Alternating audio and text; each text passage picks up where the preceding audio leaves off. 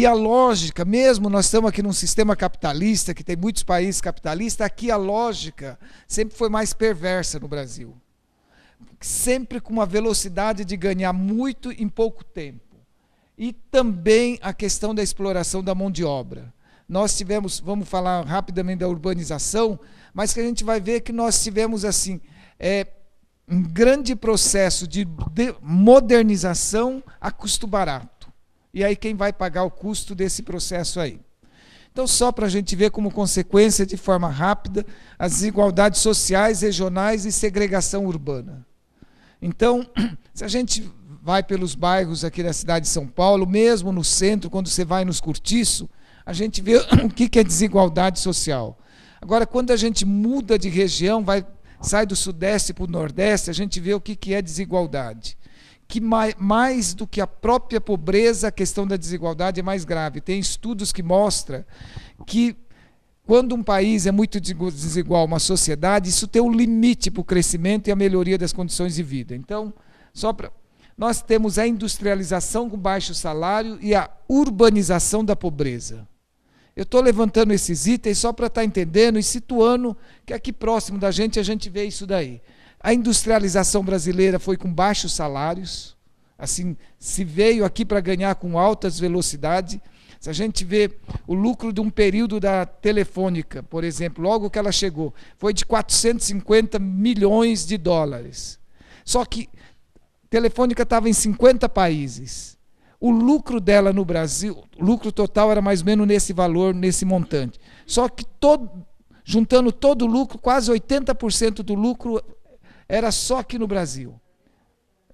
Então, só para ver assim, que você fala, não, tudo tem um lucro, tudo tem um interesse, mas eu só estou dizendo como processo aqui no Brasil é gerador a isso, porque você paga-se muito mal. Então, nós tivemos uma industrialização com baixo salário e a urbanização da pobreza.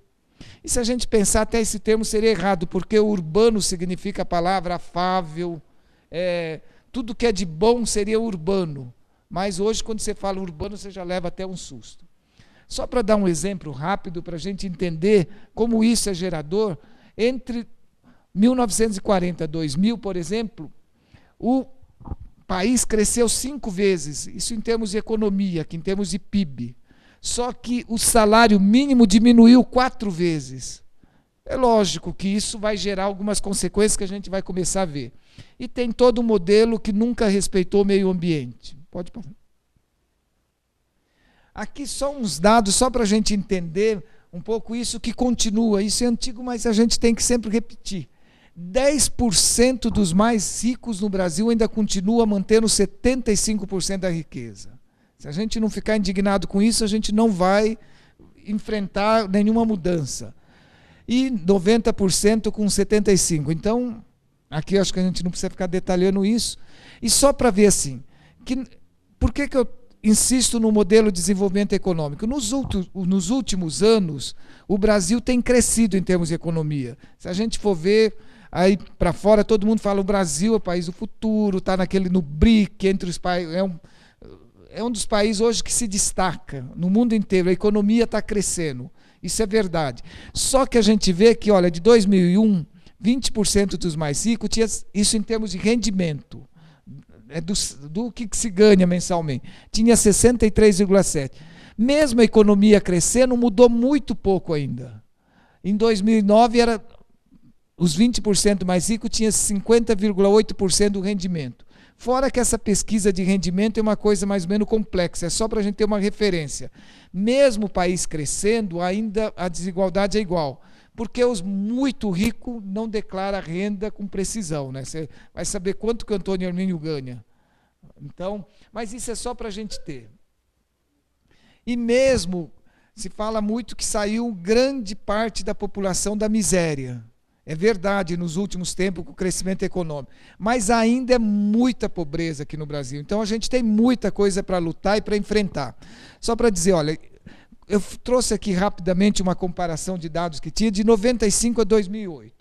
Em 95, 43% da população do Brasil estava na pobreza absoluta. Isso, o que é? Que a renda per capita, se tiver alguma coisa que não tiver claro, vocês podem falar, mas eu acho que é tranquilo aqui. era menos, até meio salário mínimo. Com toda a melhora, com todo o desenvolvimento que veio, ainda é 28% dos brasileiros estão na pobreza absoluta. Isso significa que ainda a gente tem 54 milhões de pessoas com a renda per capita inferior a meio salário mínimo. Isso é muito baixo. Você pensar para uma pessoa viver com metade de um salário mínimo é muito pouco. Você pensar em termos de aluguel, se sustentar. E ainda a gente tem 10% na pobreza extrema. O que quer dizer? Que a renda por pessoa é menos de um quarto de salário mínimo. Isso é insuficiente para você pagar, por exemplo, o custo da alimentação para uma pessoa. Então, na pobreza absoluta, a pessoa não pode pagar escola, saúde, essas necessidades. Na pobreza extrema, você não paga nem a comida. Então, é muito grande. Se você ver, juntando tudo, 54 milhões, é maior que a maioria dos países da Europa. Então, nós temos um grande desafio. E isso está relacionado com a questão da moradia. E a desigualdade, acho que é importante a gente vai começando, que, por exemplo, a concentração, a maioria no Sudeste, e também ainda acho que é importante a gente pensar no problema da moradia e também está ligado que nós temos um meio de comunicação concentrado. Meia dúzia de família passa toda a ideia do que a gente tem que pensar, como que a gente tem que ver o problema da moradia, né? Então, esse é um primeiro passo que a gente está entendendo aqui. Mas só para fechar as contradições, aqui, quem é mais pobre, o IPEA sempre tem trazido, é quem mais paga imposto. É uma grande contradição. Acho que se a gente quiser pensar na justiça social, pensar no problema da habitação, é uma das coisas que a gente tem que debater. Porque muitas vezes a gente pensa que a questão econômica não tem nada a ver com a gente. Tem, porque a questão econômica determina se vai ter uma favela ou não. Se as pessoas vão comer bem ou comer mal. E a questão só dos impostos. Os 10% mais ricos desembolsam 32% da renda em imposto. E os mais pobres, quer dizer, os 10% mais pobres pagam 32% da sua renda em imposto. Os 10% mais ricos pagam 22,7%. Então, se a gente falar, não, está discutindo uma reforma tributária, isso tem a ver conosco, e isso vai influenciar como vai estar o problema dos bairros, né?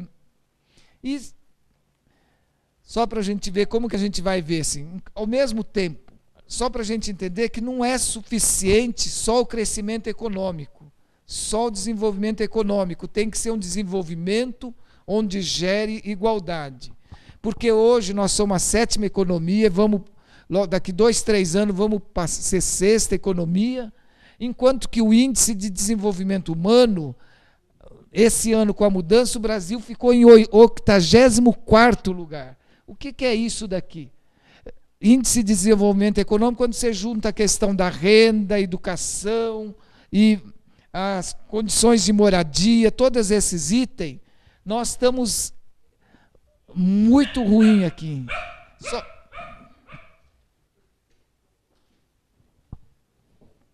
Então dá para ver, primeiro de tudo, que o problema da moradia é base das contradições que a gente vive dessa realidade aí. Então, pode virar. Outra questão importante para entender, que para você ter uma moradia você precisa de uma terra, que essa terra pode ser hoje até uma laje, não é? Mas é essencial, não dá para pensar moradia sem pensar em terra. Aí só para ver que a questão da terra também que nós temos é que é estrutural. Vocês sabem que até 1850, que não é muito tempo, se a gente olhar na história do Brasil, isso faz 150 anos, a história de um país é curta, quem precisava de uma terra, por exemplo, para produzir, ela ia lá na Câmara você marcava, tinha proposta, registrava e tinha terra para poder plantar e produzir, com a exigência que a terra era para produzir. Da mesma forma, para você poder construir uma moradia, você ia lá, tinha toda a regra, assim, estou dizendo, mas a terra não tinha valor financeiro, não tinha um valor econômico.